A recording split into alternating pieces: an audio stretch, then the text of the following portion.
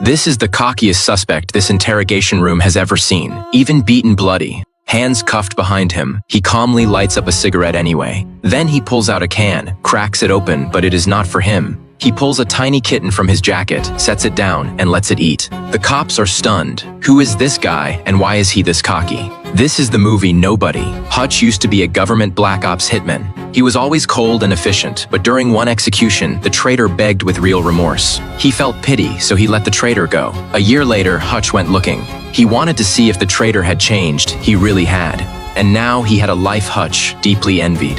Hutch wanted that, so he retired and became a regular working guy. He had no idea. Regular life was harder than any hitman could imagine every day. Trash, then coffee, bus rides, keyboard, then bed. Even his wife barely wanted to be near him.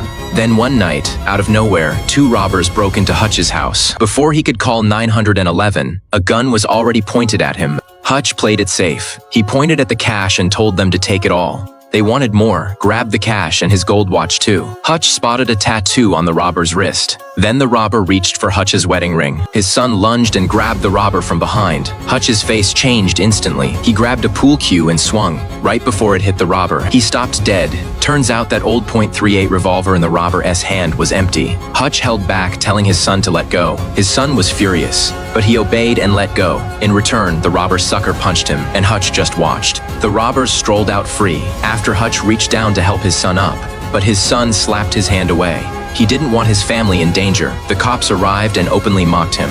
They called him a useless husband. The neighbors laughed and his wife gave cold looks. It lit a quiet rage in Hutch. Even his brother-in-law started lecturing him. He even told Hutch how to protect his own family, but Hutch quietly took it all. Just when Hutch thought it was over, his daughter said something that was the final straw. He turned and walked out, mind made up. All that bottled-up rage finally broke loose. He went to his dad's nursing home, grabbed his coat and a 20-year-old federal ID, and a revolver. His dad watched it all, no questions, no trying to stop him. He just said, "Go for it, I'll cover anything." Then Hutch walked into a tattoo shop.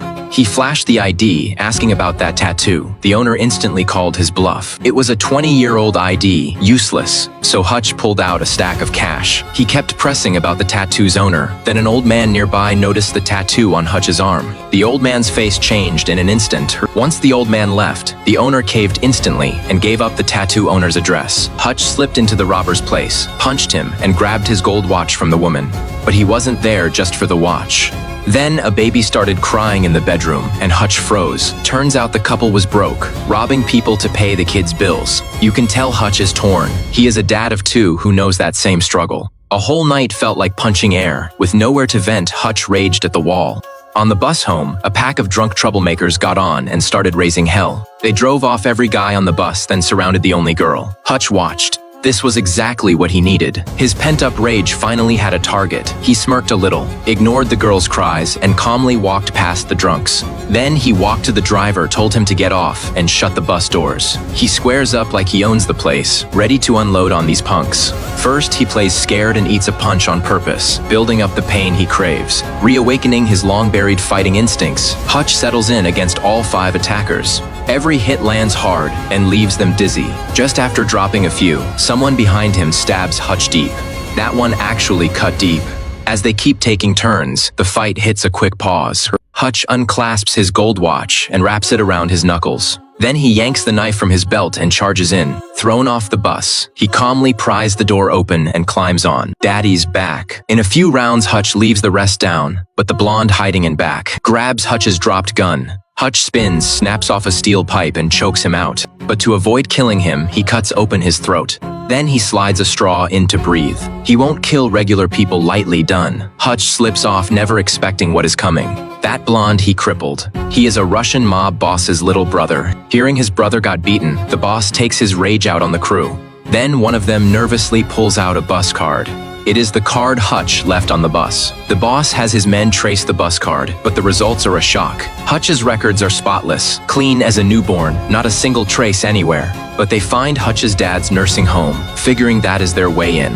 Then they pay big to a Pentagon official to look up Hutch on the internal network. But the network says access denied. Refusing to quit, he sneaks into the classified archives. All he finds is a top-secret file marked Nobody, just bloody photos inside. Nothing useful. When the men hear this, they're terrified and decide to run. But the boss won't quit, dead set on revenge. That night, Hutch just made a big lasagna for the family. Then he spots 3 strange cars pulling up. Years as a hitman kick in. He senses the danger instantly.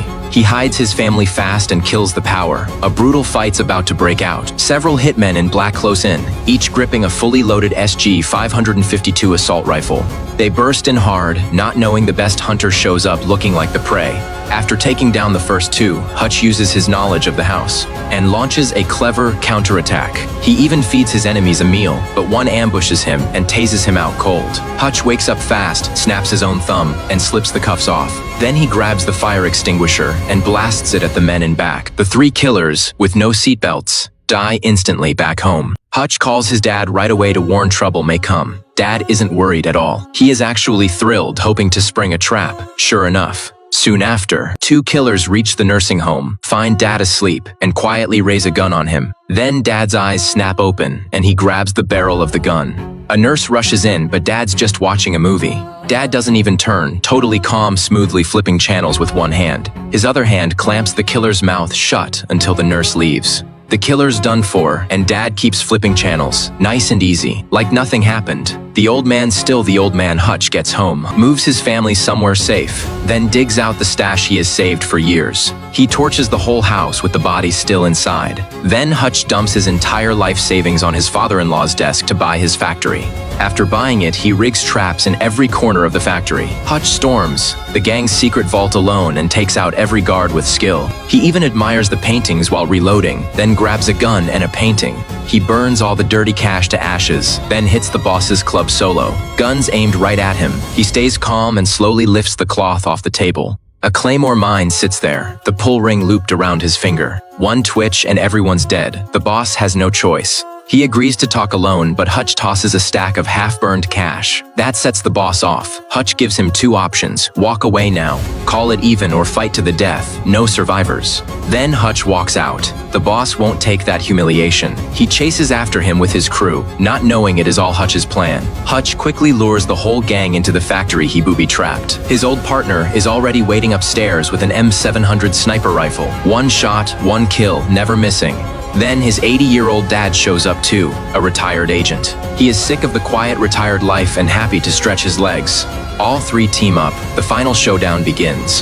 The partner's a sniper ace, but he is no joke up close either. He even drops 3 guys in one tight hallway. Dad works a Remington 870 shotgun, mowing down enemies nice and slow. Every shot lands clean. The 3 move like a perfect team, no misses.